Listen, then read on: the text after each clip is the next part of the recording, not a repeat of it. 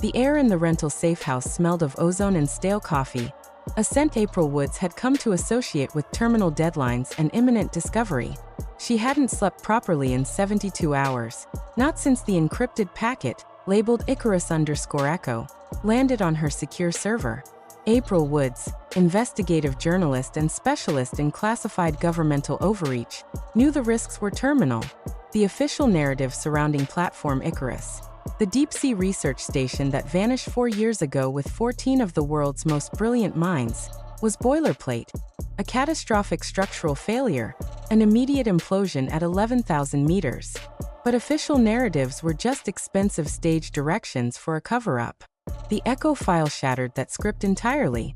It wasn't a log, it was a fragmented, highly compressed burst of subaquatic telemetry metadata, clearly sourced from Icarus's primary diagnostic system, transmitted minutes after the alleged implosion time. The data showed stable atmospheric pressure within the habitat sphere, nominal power distribution, and zero hull breach indicators. The file contained 4,000 lines of highly technical data, but one small snippet acted like a radioactive marker. A 1.2-second recording from an internal microphone showing only silence, followed by an abrupt, total system shutdown, not a collapse. If Icarus imploded, the data stream would have been instantly severed by hydrostatic shock. Instead, it showed a precise, clinical termination. April ran the telemetry against known deep-sea acoustics databases. The silence was the terrifying part. The absence of the crushing noise of the abyss, the hum of the platform's life support, the faint, high-frequency whine of the specialized chronometers the scientists used. It was synthetic silence imposed. April zoomed in on the power logs. Just before the shutdown, power consumption spiked by 400% in a section of the platform designated Observation D7, a specialized, shielded compartment designed for handling experimental field data related to high-pressure anomalous materials. The spike lasted exactly 14 seconds, matching the number of missing personnel. The conclusion was horrifyingly simple. Whatever happened to those scientists, it required immense energy, it was targeted, and it happened in an atmosphere of perfect calm. April closed her laptop, the click echoing too loudly in the small room. She realized the government hadn't just covered up a tragedy, they had covered up a successful, high-energy experiment dash. Her paranoia wasn't a professional hazard, it was a calibrated instrument, and right now, it was ringing the alarm bells of oblivion. The only path forward was finding the anonymous sender of the Echo file, a source April tentatively nicknamed Gamma, and finding out precisely what impossible physics Dr. Elias Thorne and his 13 colleagues were pursuing in the perpetual night of the Scylla Trench. Part 2. The source and the site. Source Gamma contacted April through a series of rotating, blockchain-encrypted relays, insisting on using only the Proton Mail server April had established 3 years prior specifically for deep-state leaks. Gamma wasn't just terrified, they were clinically detached, speaking with the cold logic of someone who had watched a mechanism destroy itself. Gamma was a Level 5 subsurface logistics analyst for the Naval Special Research Command (NSRC), the agency that oversaw Icarus and confirmed April's immediate fear. The official story was a fabrication built on doctored sonar imagery and falsified material science reports.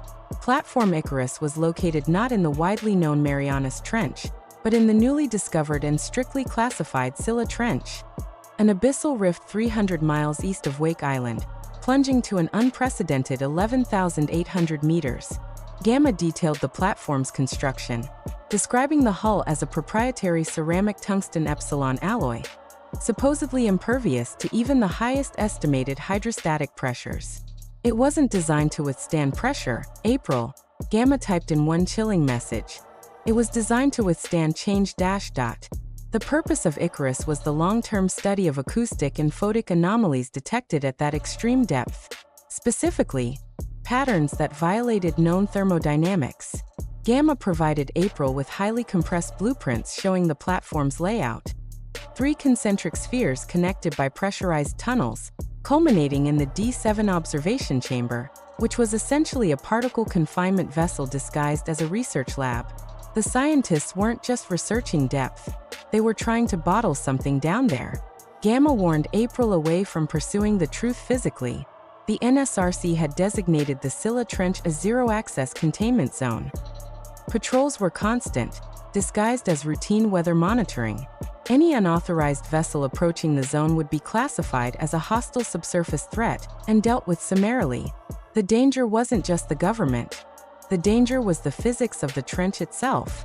Gamma revealed a terrifying operational anomaly. For 3 weeks prior to the vanishing, Icarus routinely reported negative energy signatures emanating from the trench floor. These weren't low energy, they were readings indicating energy being removed from the surrounding environment, creating small, instantaneous vacuums of heat and light. Dr. Elias Thorne, the lead scientist, theorized they had discovered a natural gateway to a state of non-existence. Gamma concluded their transmission with a final, desperate plea. The NSRC knows whatever they found down there isn't biological or geological. It's structural. They are terrified it can be activated again. The 14 missing weren't victims of an accident, April. They were the first results of a successful phase transition. The level of detail cemented April's understanding. This was not a simple cover-up of death, but an active concealment of a technological breakthrough that redefined reality, or perhaps ended it. Part 3. The profiles of the missing. April needed to humanize the erased statistics, turning the 14 names from classified project numbers into people. The personnel files, scrubbed from public academic servers but partially retained in Gamma's caches, painted a mosaic of specialized genius. They weren't just engineers, they were a confluence of radical physics, applied chronometry, and esoteric material science.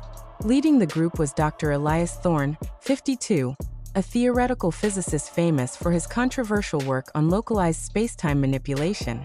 Thorne's obsession, April discovered through his digitally preserved doctoral thesis, was the dimensional singularity of absolute depth.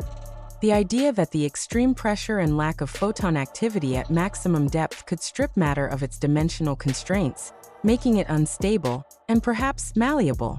His second-in-command was Dr. Lena Vostok, a Russian émigré and expert in non-Newtonian hydrodynamics, specifically known for developing fluids that defy conventional viscosity at high pressures. The profiles were too perfect, almost curated.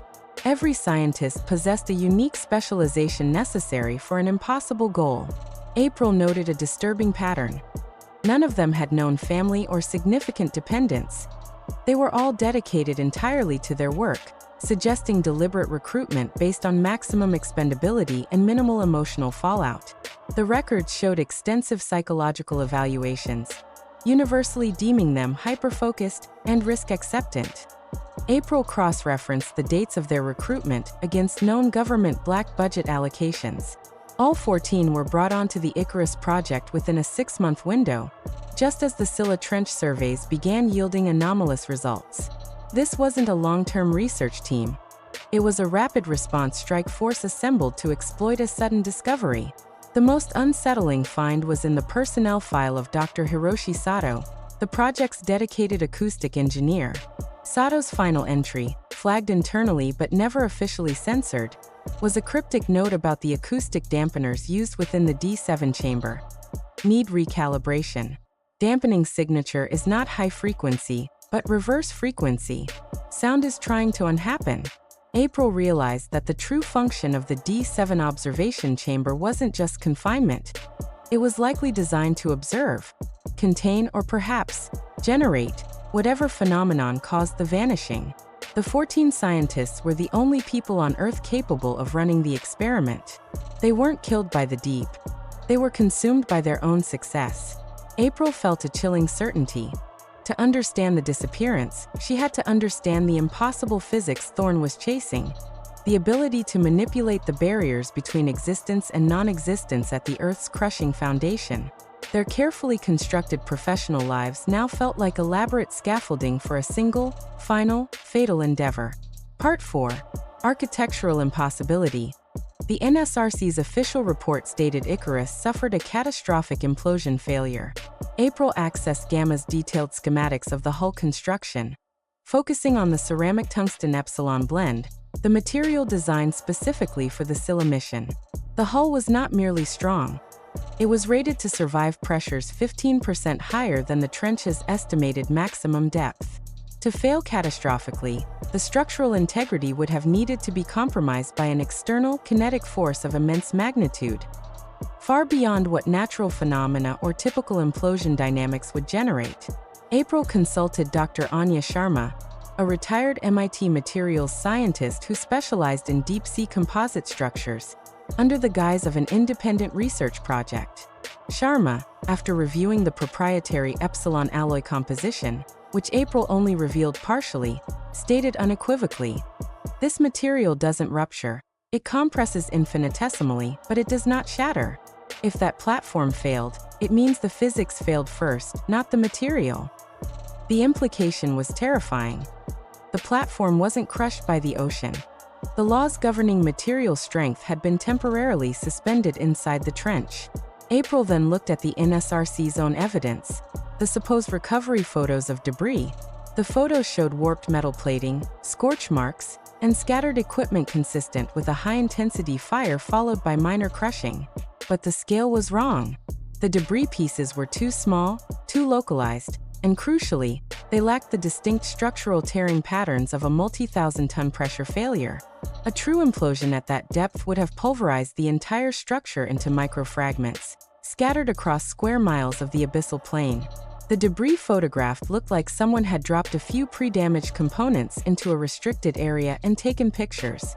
The physical impossibility confirmed the cover-up was meticulous, but fundamentally flawed. April realized the biggest lie was the state of the platform itself. If it didn't implode, it must still be intact, sitting pristine and silent at 11,800 meters. The NSRC didn't recover the wreckage because there was nothing to recover from Dash. They had merely cleared the evidence trail near the surface and published falsified photos. The Icarus wasn't a victim, it was an abandoned laboratory. The question shifted from how did they die, to what did they leave behind? And why did the NSRC prioritize hiding the intact platform? The architecture itself was the anomaly. A vessel designed to resist the world, apparently intact, now holding the ghost of 14-dimensionally displaced physicists. Part 5. The audio logs, the gap. April had to bypass multiple layers of NSRC proprietary encryption to access the raw, uncut acoustic and internal communication logs from the final hour of Icarus operation, supplied partially by Gamma. The logs were jarringly mundane until the final minutes. Maintenance checks, readings of neutrino fluxes, and Thorne discussing a minor calibration issue with Vostok. Then, at 3 hours and 14 minutes Zulu, the atmosphere shifted. Thorne's voice, previously calm, became intensely focused. D7 is showing maximum flux oscillation. Initiate observation protocol Gamma 9. Dr. Sato, confirm dampening fields are nominal. Sato replied, his voice strained. Dampeners are nominal, doctor, but the reading is inverted. We are receiving absorption at the 400 Hz frequency band. It feels quiet. Vostok then interjected. Excitement overriding caution.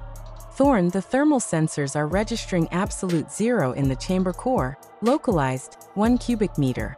This is impossible. Thorne's final recorded command, at 3 hours 14 minutes and 46 seconds, was a whisper. We have phase transition. Log the visual. Now. And then the gap. For exactly 14 seconds. 1 second for each scientist. There was perfect, unbroken, digitally unnatural silence. No static, no hum, no pressure sounds. Zero acoustic activity. When the sound returned at 3 hours and 15 minutes, it wasn't the sound of men struggling or metal buckling. It was a single, high-frequency auditory signature that lasted 0.08 seconds. April ran the spike through every known acoustic analysis program. It defied categorization. It wasn't seismic, biological, or mechanical. It resonated between 25,000 Hz and 40,000 Hz, well above human hearing. But when filtered, April identified a strange, rhythmic repetition embedded in the waveform. It wasn't a sound, it was a pattern of energy disbursement, a perfectly structured, non-chaotic sequence. The Chrono-Shriek. It sounded like light tearing, or time skipping. After the Chrono-Shriek, the logs registered only static for 30 seconds before the data feed terminated entirely. April, reviewing the 14 seconds of silence, felt the true horror. The scientists weren't fighting the implosion. They were observing the impossible. That silence was the moment reality broke, contained inside D7. The MID question. If the scientists achieved their goal, localized dimensional phase transition, and the Chrono-Shriek was the sound of that success, where do 14 bodies go when they cease to exist in three-dimensional space? Were they simply erased, or did they become an integral part of whatever was now contained in the silent, dark heart of the Scylla Trench? April realized the answer was beyond journalistic speculation. It was physical. She needed to see the Icarus intact, to verify the containment breach, or perhaps the intentional containment, exit dash. Part 6. The mid-question and the deep dive. The Chrono-Shriek changed everything. It transformed the disappearance from a mystery of containment failure into a mystery of successful, intentional transcendence. April was no longer investigating a government failure. She was investigating a new state of being. The government, terrified of the implications, had simply labeled it structural loss. But April knew the truth was exponentially worse. The mid-question hung heavy in the stale air of her safe house. If Platform Icarus successfully initiated a dimensional phase transition, did the 14 scientists willingly volunteer to be the vector for that change, stepping into non-existence, or were they consumed by a scientific ambition too immense to control? The only way to answer this was to visit the site. Accessing the Scylla Trench was suicidal. It required a deep submergence vehicle (DSV), rated for 12,000 meters, which essentially meant military-grade or highly specialized salvage equipment. Civilian access was impossible. NSRC maintained strict surveillance over all legitimate deep-sea assets globally. April reached out to her network, focusing on the dark edges of the maritime salvage industry. She found Marcus Barnacle Rhodes. Rhodes was a disgraced former deep-sea engineer who specialized in retrieving classified military assets from impossible depths. He was paranoid, meticulous, and obsessed with anonymity, a perfect partner. April proposed the deal. Full funding for a critical, high-risk retrieval operation, and she would disappear from his life forever. The target? Platform Icarus, at 11,800 meters. Rhodes didn't balk at the depth, he balked at the zone designation. Scylla Trench is Black Hat territory, Woods, he responded via encrypted voice modulator. They shoot first and fabricate the reasons later. If you get pinged, they send the torpedo, not the rescue sub. April countered by presenting the evidence. The falsified implosion, the Epsilon alloy specs, and the 14 seconds of silence. Rhodes, a man who respected technical impossibility, was hooked. If that platform is intact down there, he admitted, it means whatever happened wasn't supposed to happen. It means something new. Something that laughs at pressure ratings. He possessed the asset they needed. The Nautilus II-, a heavily modified, obsolete U.S. Navy DSV theoretically rated for 12,500 meters, currently registered under a shell company based in Vanuatu. The risk assessment was simple. If they were caught, April would be classified as a foreign intelligence threat, and Rhodes would be erased. If they found Icarus intact, they would possess the knowledge that the current scientific understanding of reality was fundamentally wrong. The paranoia April harbored was about to be validated in the crushing blackness of the impossible depth. Part 7. Gaining access, the black market. Rhodes moved with the efficiency of a predator hunting in a restricted ecosystem. The Nautilus II was waiting in a hidden dry dock near Palau, disguised as a commercial deep-sea drilling survey vessel. The sub was huge, painted matte black, and intimidatingly functional. A vessel built for war and deep retrieval, not science. April spent 48 hours with Rhodes prepping the electronics. Her primary focus was on countermeasures. Passive sonar absorption coding, quantum entanglement comms designed to scramble any intercepted transmissions into gibberish, and an array of sophisticated electromagnetic pulse emitters for defensive maneuvers. If NSRC sends anything with wires, we fry it, Rhodes explained, his face grim under the harsh hangar lights. The journey to the Scylla Trench was a 3-day stealth run, requiring them to constantly adjust their course to avoid known NSRC patrol patterns. Patterns April had painstakingly sourced from Gamma's earlier data caches. Rhodes' crew consisted of one engineer, Jax, a silent man with dead eyes who specialized in high-pressure reactor maintenance. Jax didn't ask questions. He only demanded the pressure specs. April found herself continuously reviewing the Icarus blueprints, now projecting them onto the Nautilus II's internal monitors. The sheer level of detail in Thorne's final research area, D7, suggested they were building a temporary space-time anchor. It wasn't a research lab. It was a shipyard for dimensional travel. As they approached the designated containment zone, the atmosphere inside the submersible became suffocatingly tense. Rhodes engaged the passive hydrophones. The ocean should have been a cacophony of deep-sea life, seismic murmurs, and distant surface noise. Instead, the acoustic profile of the Scylla Trench was unnervingly empty. "Too quiet," Rhodes muttered, adjusting the gain. "That's not natural. Even at this depth, there's always something." April checked the electromagnetic sensors. They were picking up low-level rhythmic static that didn't correlate with the submersible's internal systems. "That interference wasn't supposed to start until we hit the 8,000-meter mark," she noted. "It's starting now, 2,000 meters above schedule." The interference, she realized, wasn't caused by natural abyssal currents or geological activity. It was technological, possibly residual, bleeding out of the platform below. It was the ghostly signature of the successful experiment, vibrating the water column above them. The paranoia was no longer April's isolated affliction. It was shared by everyone in the pressurized confines of the Nautilus II-. They were entering a field of active, impossible physics, and the government patrols were just the tripwires protecting the real anomaly. Part 8. Descent into Scylla. The final descent was a 7-hour exercise in controlled terror. As the Nautilus II dropped below 9,000 meters, the hull groaned, a low, constant complaint against the crushing weight of the world.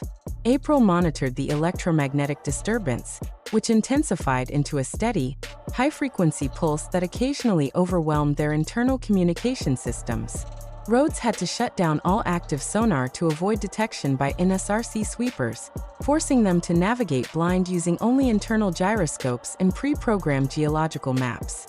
At 10,500 meters, the vessel began to experience subtle power fluctuations, momentary drops in reactor output that defied mechanical explanation. Jax reported no material strain. The energy was simply vanishing for microseconds. "It's drawing from us," April realized, her voice barely a whisper. "The field is stronger than we calculated. The Icarus is still active, or whatever it created is drawing energy from the entire water column." Rhodes locked eyes with her, a flicker of pure terror finally breaking his hardened exterior. "We are past the theoretical limits of standard physics, Woods. We are entering Thorne's neighborhood." As they breached 11,000 meters, the external floodlights were almost useless. The water was not just black, it was aggressively non-reflective, absorbing every photon the high-intensity lamps threw out. April stared at the external camera feed, seeing nothing but perfect void. Then Jax shouted, "Pressure spike."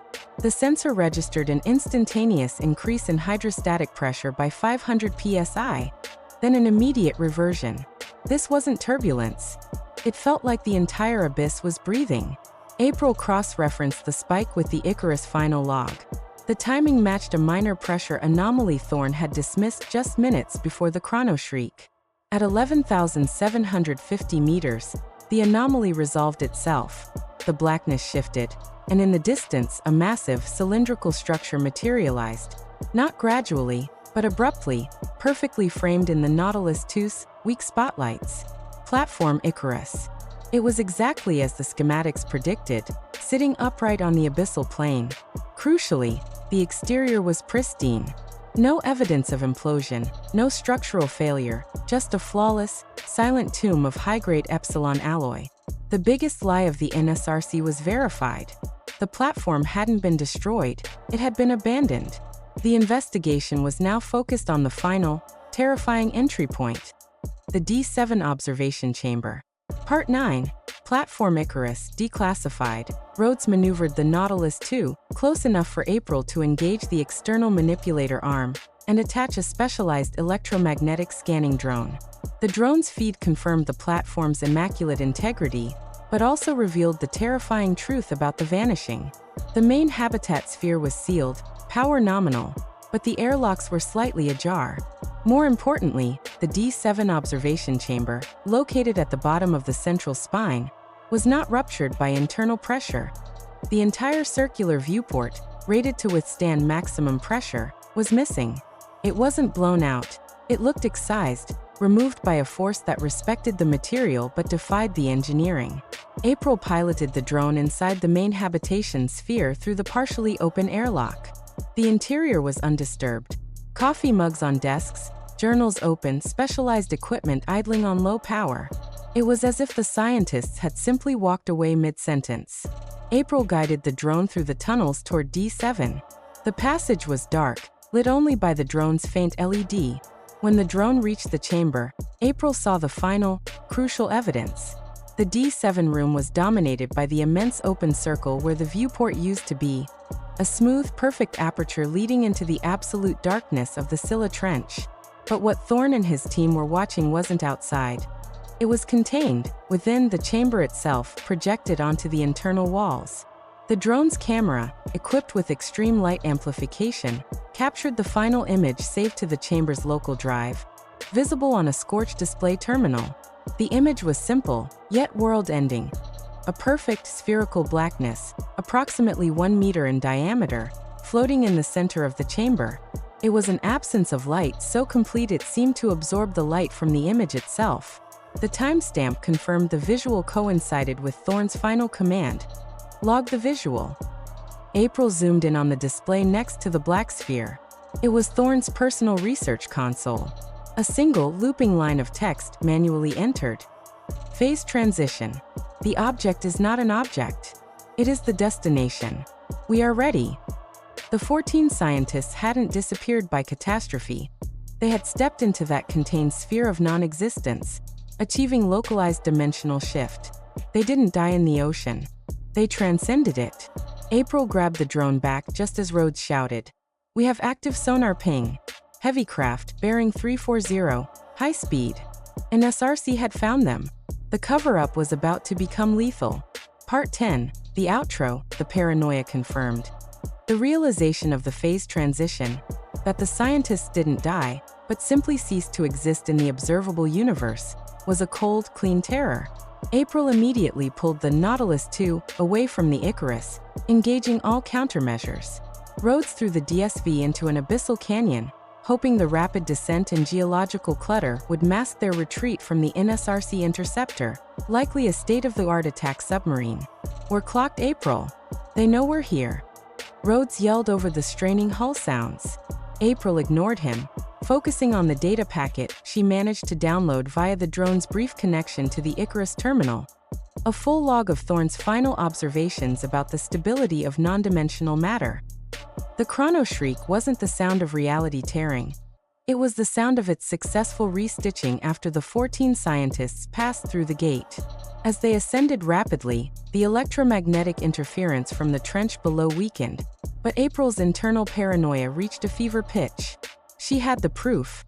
The world's governments weren't covering up a failure, they were covering up access to non-existence, and they wanted that technology back. They weren't hunting a journalist, they were hunting a witness to impossible physics. The NSRC patrol sub locked onto their position again at 6,000 meters. Rhodes initiated the EMP charge, knowing it was their one shot. The subsequent burst rattled the Nautilus II violently, frying the enemy's immediate tracking systems, giving them a brief window to flee into international waters. April reached the surface hours later, the sunlight feeling blindingly hostile.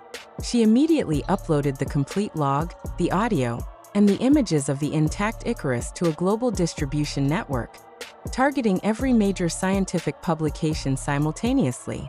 The official NSRC response came within minutes. Falsified data, foreign espionage, and deep-sea piracy. But the truth was out. April Woods, the journalist who had chased the ghost data to the bottom of the world, knew her life was permanently forfeit, but her mission was complete.